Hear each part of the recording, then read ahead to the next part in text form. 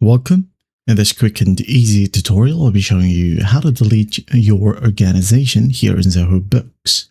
Alright, so first up, go and log into your account. Now go to the top right. As you can see here, we have our organization name. So what you'll do is just click on it. And in here, you'll be able to see all of your active organizations. Okay.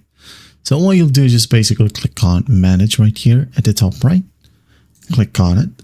And in here, just basically select one of your organization or the organization that you wanted to delete.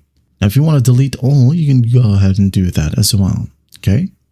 Now, for example, this one right here with this organization ID, I'm going to go ahead and click on 3 dots. Okay.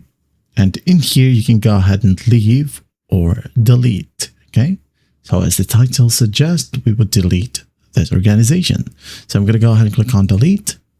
Now there will be a pop-up right here. You can go ahead and read through this. Okay.